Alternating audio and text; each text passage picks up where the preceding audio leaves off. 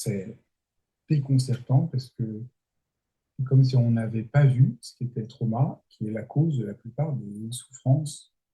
La compréhension du trauma est une révolution.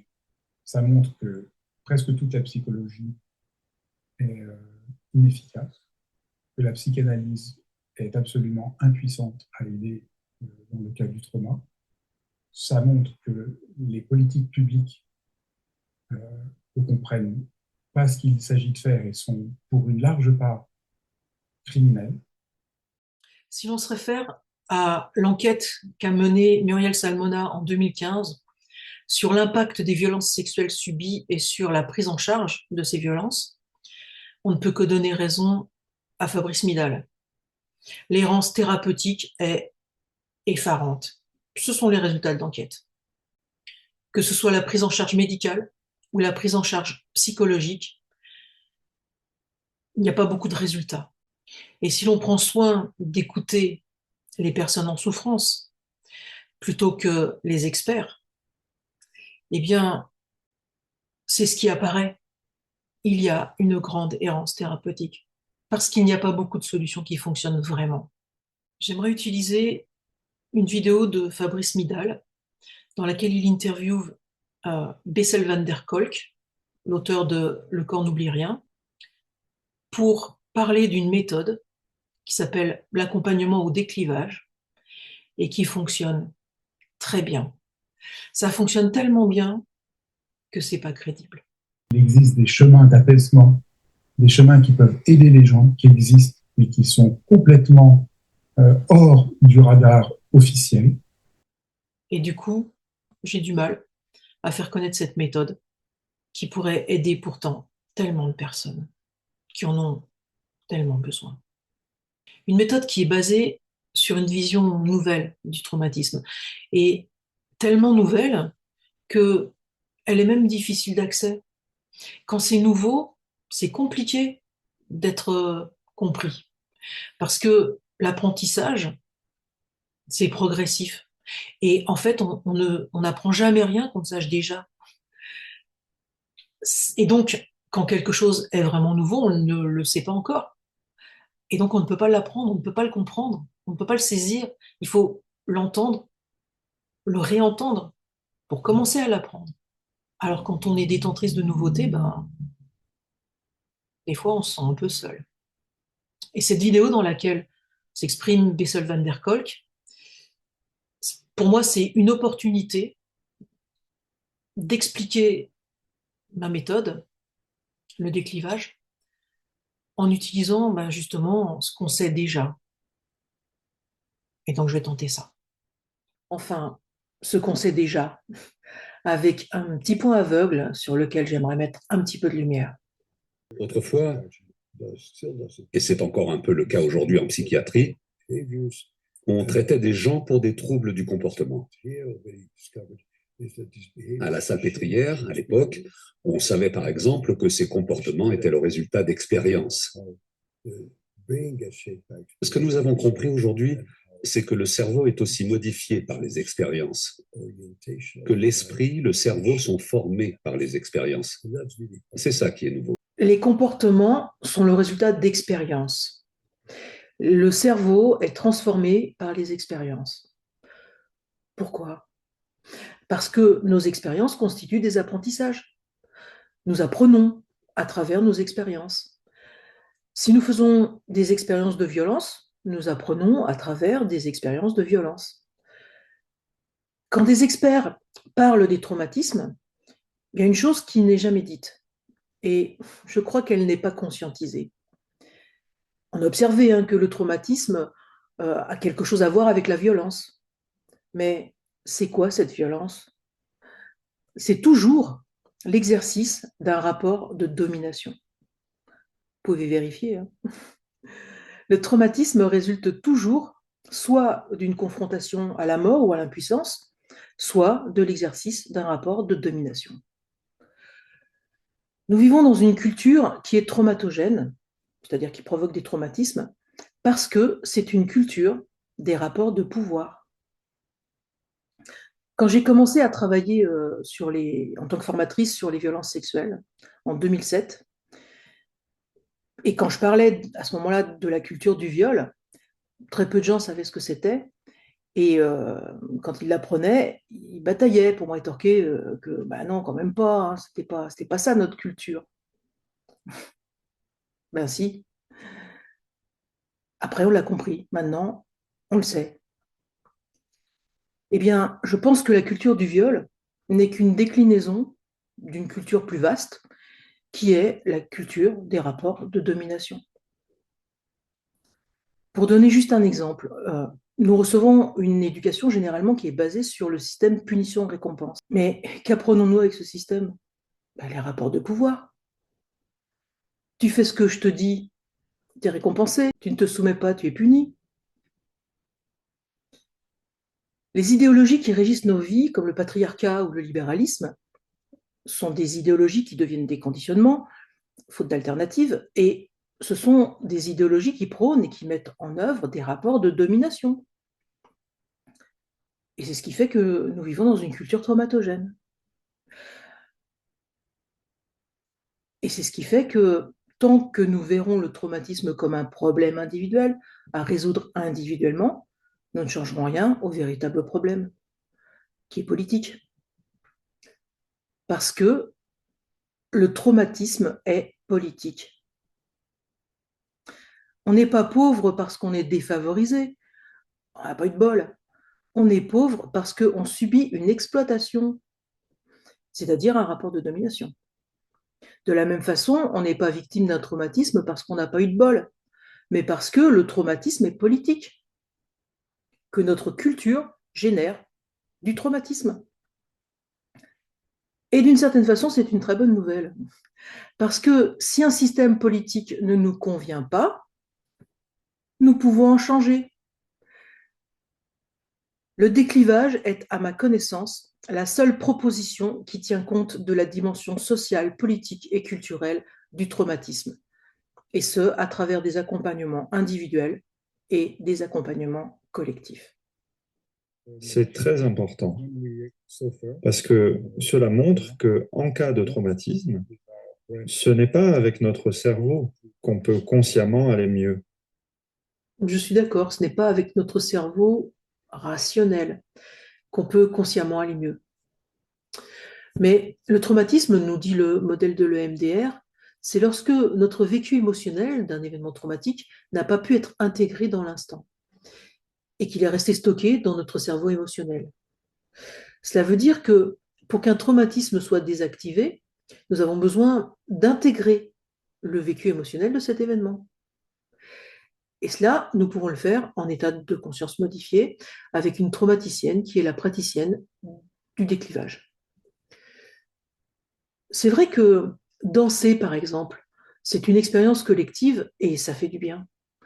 Ça aide, quand on a subi un traumatisme, de vivre des expériences collectives. Mais tant que notre vécu émotionnel de l'exercice d'un rapport de domination n'est pas intégré, notre traumatisme n'est pas désactivé et notre apprentissage n'a pas changé. Notre apprentissage par la violence. Et c'est ça qui est à l'origine de nos symptômes, un apprentissage dysfonctionnel. En fait, avec notre cerveau, on peut faire beaucoup de choses.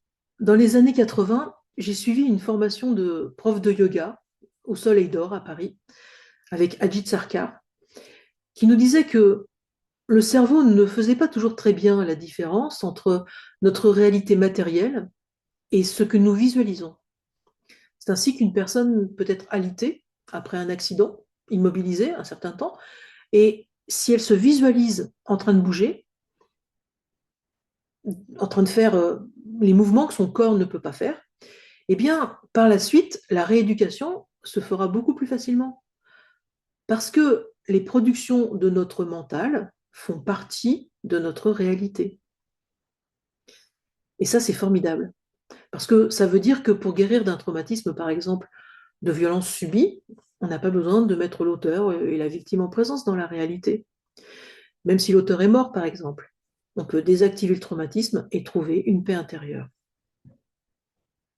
Les séances individuelles de déclivage sont une proposition pour corriger, entre guillemets, l'apprentissage dysfonctionnel, traumatique, grâce à une théâtralisation intérieure, des visualisations. Comment? En faisant un nouvel apprentissage. Ce que nous avons appris pendant le traumatisme, pour simplifier, ce sont des pratiques clivantes. Qu'est-ce qui fait que le rapport de domination nous traumatise? Eh bien, parce qu'il nous clive. Il nous clive de nous-mêmes, parce que nous n'avons pas pu intégrer ce vécu dans l'instant. Il peut nous cliver de notre corps aussi, parce que, si le corps a été affecté par le traumatisme, et il nous clive de la personne qui commet le traumatisme, si nous sommes la victime, ou de la personne qui le subit, si nous sommes l'auteur du traumatisme. Le traumatisme, c'est un clivage. C'est une rupture au sein d'une unité. L'unité corps, cœur, esprit que nous sommes, ou une unité interpersonnelle, familiale ou amicale, ou l'unité au sein de l'humanité, lorsqu'il y a clivage entre groupes sociaux, ou encore l'unité au sein du vivant, le clivage des humains avec la nature. Cela veut dire que nos souffrances viennent du clivage.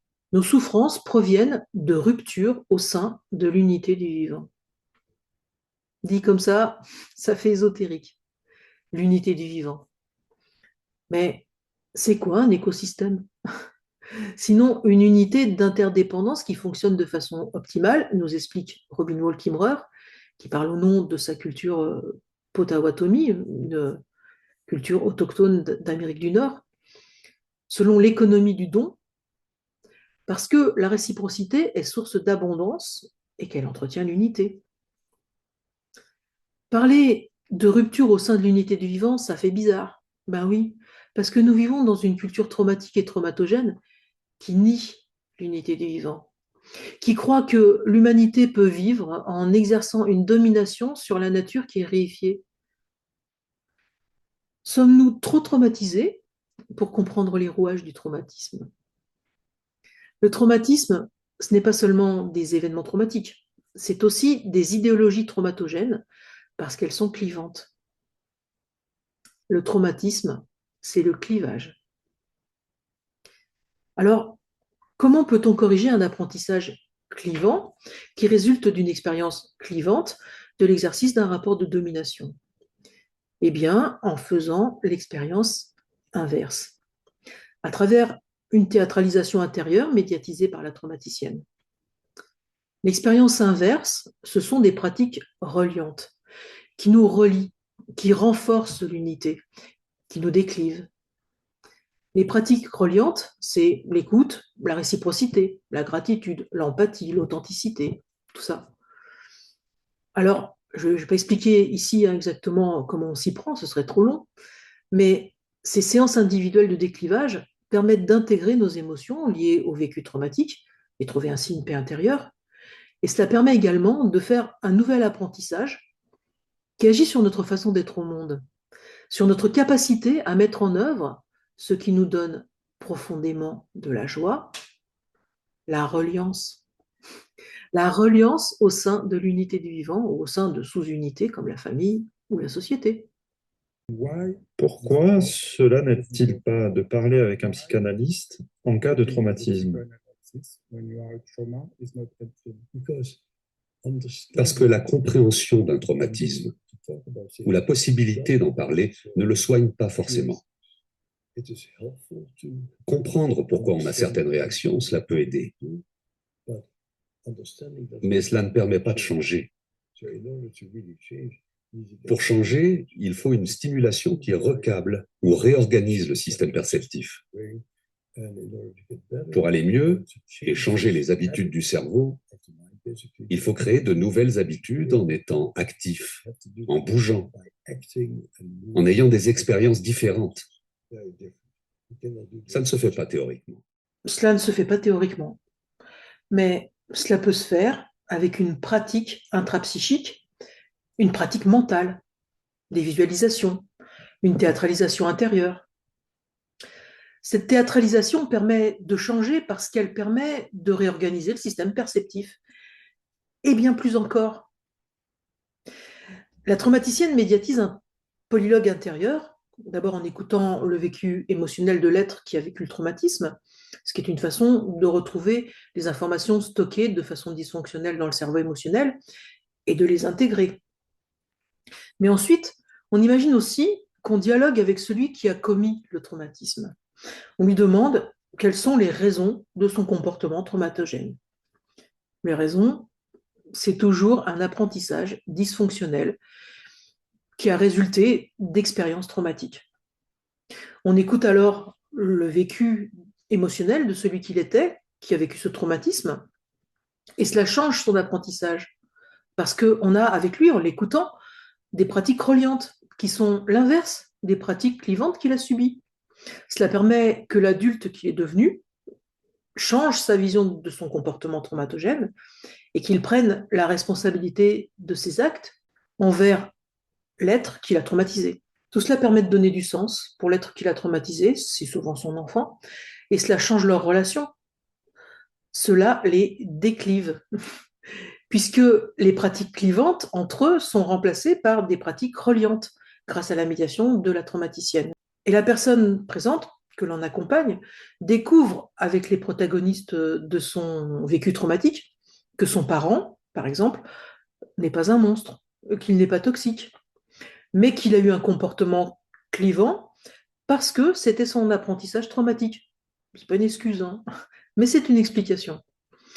Et cela veut dire que l'on n'est pas issu d'un monstre ou d'un parent toxique, mais d'un humain qui a eu un comportement que l'on condamne, puisque c'est l'exercice clivant d'un rapport de domination, mais qui est le résultat de l'apprentissage consécutif à son expérience clivante. Donc, grâce à la séance, il y a de la résilience, parce qu'on change le récit de soi. Cyrulnik nous dit que c'est ça, la résilience, changer le récit de soi. On change le récit de soi dans le sens où on comprend autrement ce qu'on a vécu. Il y a un changement de regard aussi parce que on sort de notre vision clivante de l'autre, de notre vision d'ennemi, et ça procure une paix intérieure. Nous changeons les habitudes du cerveau, résultat de l'apprentissage, en créant de nouvelles expériences. Celle de l'écoute mutuelle, de l'empathie, de l'attention, de la considération. Alors, on ne bouge pas, mais on est très actif. On fait une expérience différente, une expérience mentale, qui fait partie de notre réalité, qui la construit. Après le 11 septembre, une commission d'experts a cherché à savoir comment aider les personnes qui avaient subi cet important traumatisme. Peut-être que vous pouvez nous raconter l'histoire. Beaucoup de commissions ont été créées pour venir en aide aux gens, avec 10 ou 12 membres à chaque fois. J'avais toujours une vision très peu partagée. Les gens disaient qu'on savait traiter le traumatisme, alors que je pense le contraire. Quand ce type d'événement se produit, il faut d'abord observer avec un œil neuf ce qui est le plus efficace pour les gens. Dans ces groupes, on recommandait des thérapies comportementales et cognitives ou la psychanalyse freudienne, mais ça ne marchait pas. Pourquoi choisissait-on ces deux possibilités? Parce que c'est ce en quoi l'institution croit. C'est ce qu'on enseigne à l'université, c'est un phénomène culturel. Mais le bon côté de cette histoire, c'est l'étude d'un ami pour savoir ce qui avait le plus aidé les victimes. La première réponse a été l'acupuncture, alors que ce n'est pas une thérapie standard. La deuxième réponse a été les massages et thérapies corporelles. La troisième chose qui avait aidé, c'était le yoga. Et je remarque que yoga, hein, l'étymologie, c'est unir. Ça veut dire unir. Ça parle d'unité, le yoga. L'unité entre le corps et l'esprit, c'est ça l'idée, hein, du hatha yoga en tout cas. Et la quatrième, ce traitement un peu particulier, l'EMDR, que j'ai aussi étudié. Les gens ont donc donné des pistes de traitement qui contredisaient les experts. On peut alors se demander s'il faut plutôt croire les personnes qui souffrent et parlent de leur expérience ou les experts. J'ai lu le livre de Bessel van der Kolk il y a longtemps maintenant, mais ce dont je me souviens, ce qui m'a particulièrement marqué, c'est son honnêteté intellectuelle. C'est comment il est capable, en toute authenticité, de reconnaître qu'au début, il pédalait dans la semoule, Et quand il ne sait pas, eh ben, il continue à dire je ne sais pas et à être véritablement à l'écoute des gens et sa capacité à se remettre en question. Pour chercher, il faut se remettre en question. C'est ce qu'on a vu après le 11 septembre à New York. À ce moment-là, nous sommes tous allés sur place pour étudier les terribles effets de ce traumatisme. Mais il s'est avéré que très peu de gens ont souffert de TSPT. C'était un événement public, atroce, mais pas secret. Les gens savaient qu'ils avaient vécu quelque chose de traumatisant. Personne n'a fait de reproche à personne. Et les gens étaient très gentils les uns avec les autres. C'est formidable d'être témoin de ça. New York est une ville très énergique où on s'insulte facilement. Mais après le 11 septembre, c'est devenu l'un des endroits les plus agréables au monde. Les gens étaient attentionnés, doux, gentils. Ils avaient compris d'instinct qu'après un événement terrible, il fallait être gentils les uns avec les autres pour permettre au système nerveux de s'apaiser. C'était formidable de voir ce qui se passait dans cette ville. Partout, des associations de quartier, des professionnels, tout le monde se soutenait mutuellement. Et New York n'est pas devenue une ville traumatisée. C'est intéressant ce que nous dit Bessel. Ça veut dire que si pour faire face à une situation dramatique, les gens ont des pratiques reliantes, ils ne sont pas traumatisés. Ma plus grande source d'inspiration a été Desmond Tutu et son travail dans la commission Vérité. J'ai voyagé avec lui dans des quartiers où la violence était terrible. Tutu était très doux, très gentil. Il se levait et il dansait avec les gens. On chantait avec lui. D'un coup, tout le monde se sentait bien. Ensuite, il faisait parler les gens de leur traumatisme. Et il racontait des expériences atroces. Il disait, c'est trop, c'est insupportable. Levons-nous et bougeons ensemble, chantons ensemble. Tutu utilisait très bien le principe de l'oscillation. On plonge dans le traumatisme et on est bouleversé. Pour surmonter ça, il faut y aller par petits bouts, puis s'en éloigner. Et Tutu savait très bien faire que les gens ouvrent un peu leur cœur et apaisent ensuite leur corps et leur esprit en chantant et en dansant. Ensuite, ils s'ouvraient un peu plus et, petit à petit, ils parvenaient à tolérer l'horreur par des états physiologiques de sécurité à travers le chant, la danse et le mouvement. Le chant et la danse, ce sont des pratiques reliantes. C'est pour ça que ça fait du bien. Raconter des trucs atroces, ça n'aide pas. Si on les raconte par petits bouts et qu'on alterne les récits avec des pratiques reliantes, ce qu'on va obtenir, c'est une désensibilisation progressive. Dans l'urgence, c'est plutôt pas mal. Mais ça n'induit pas un changement profond et durable. Alors là, Bessel nous parle de traumatisme historique. Effectivement, le traumatisme n'est pas le propre de l'individu. Des groupes sociaux aussi peuvent être traumatisés. C'est essentiel de désactiver ces traumatismes-là. Comment pourrions-nous sortir de la violence, de la culture des rapports de domination, sans désactiver les traumatismes historiques de l'humanité? Il faut un changement en profondeur. C'est une des propositions du déclivage. Nous pouvons désactiver collectivement des traumatismes historiques et sans les raconter. Parce que raconter, ça n'aide pas. Comme pour le traumatisme individuel, ce n'est pas l'histoire dont nous avons besoin, c'est ce qui est vivant dans le cœur des êtres. L'atelier de désactivation collective d'un traumatisme historique, avec le déclivage, c'est un espace dans lequel nous faisons collectivement une expérience de reliance, avec des pratiques reliantes qui sont l'inverse du traumatisme. C'est ça qui permet un changement en profondeur. Traverser les émotions jusqu'à ce qu'elles s'apaisent et faire l'expérience de pratiques reliantes. C'est comme ça que nous pourrons changer une société traumatogène. Nous n'avons pas de problème dans nos sociétés avec quelques personnes malveillantes qui nous traumatisent individuellement. Nous avons un problème collectif avec un système culturel, social, politique, qui nous apprend à interagir de façon clivante. Notre éducation est traumatique et traumatogène, même quand elle est de bonne volonté. C'est le système que nous devons changer et nous pouvons le faire ensemble en nous déclivant et en apprenant à nous relier d'une façon à ce jour inédite. Nous n'avons pas un problème psychologique, nous avons un problème politique. L'autre chose très prometteuse actuellement, ce sont les psychotropes. J'ai été l'un des principaux enquêteurs d'une étude sur le MDMA. J'ai vu des choses spectaculaires. Les gens prennent conscience de ce qui leur est arrivé, mais dans une sorte de mise en perspective. Voici ce qui m'est arrivé enfant, mais je ne suis plus cet enfant, je suis un adulte. Les psychotropes aident les gens à reprendre la notion du temps, à mettre en perspective, chose qu'on ne voit pas dans d'autres traitements. Peut-être l'hypnose, je ne sais pas. La mise en perspective, c'est exactement ce que nous faisons sans psychotrope lors d'une séance de déclivage.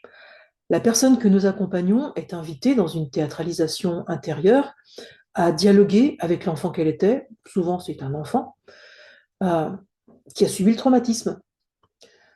Cette métaposition est une mise à distance qui permet que la séance se déroule en douceur et qui permet aussi un réajustement de nos perceptions.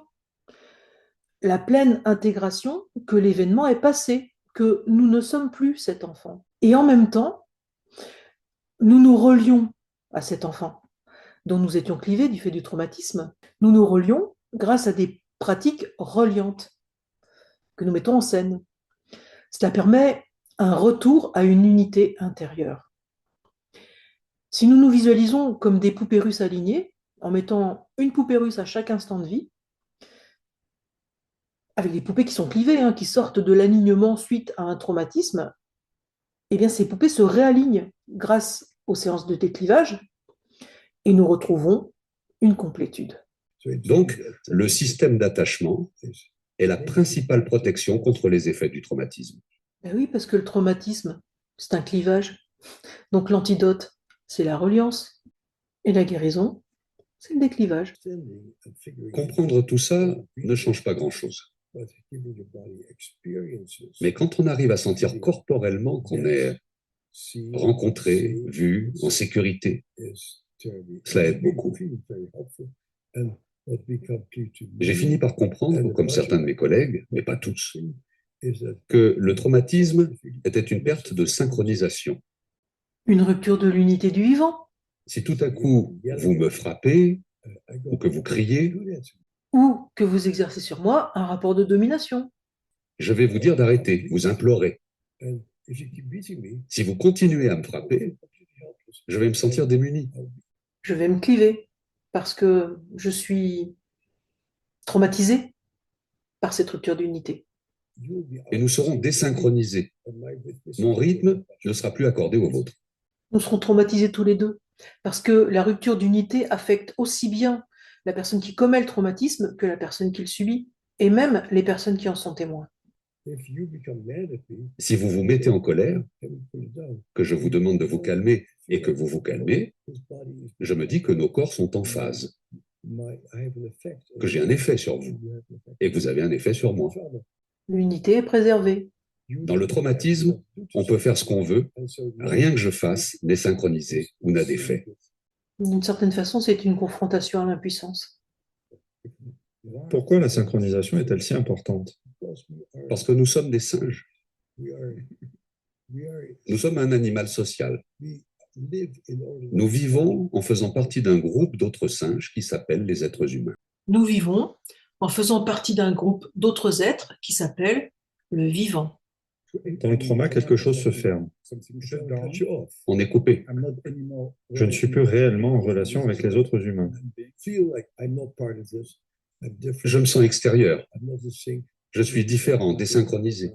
Les gens rient et pas moi. Je suis en colère, pas les autres. On est désaccordé par rapport à son environnement. Le traumatisme est une rupture au sein d'une unité, un clivage. Cette rupture se produit lorsque nous avons des pratiques clivantes, c'est-à-dire lorsque nous exerçons ou nous subissons une domination, Et également, lorsque nous avons des croyances socialement partagées qui sont clivantes, comme le patriarcat, le racisme, l'anthropocentrisme, le libéralisme. Cela veut dire que le traumatisme est politique. C'est un problème social, culturel, politique. Mais il existe sur cette planète des cultures sans viol, et il existe des cultures sans rapport de domination, basées sur l'économie du don, par exemple, basées sur une sacralisation sociale du vivant, basées sur la gratitude envers la terre-mère et la réciprocité envers les autres êtres vivants, sans lesquels nous n'existerions pas. Le déclivage est une proposition concrète pour guérir nos traumatismes individuels, collectifs, nos traumatismes historiques, et aussi pour initier le changement politique, culturel, social, nécessaire pour embellir nos vies, pour nous réapproprier nos vies et en jouir, pas en profiter, en jouir, en savourant la joie de la reliance. C'est ce à quoi nous aspirons tous, toutes. Parce que nous sommes traumatisés, c'est-à-dire clivés, la reliance est un manque dont nous souffrons, mais dont nous ne sentons pas ou que confusément le manque.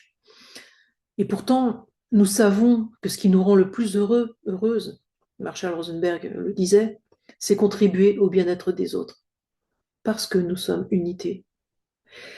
Nous pouvons sortir de la culture des rapports de domination pour vivre cette unité.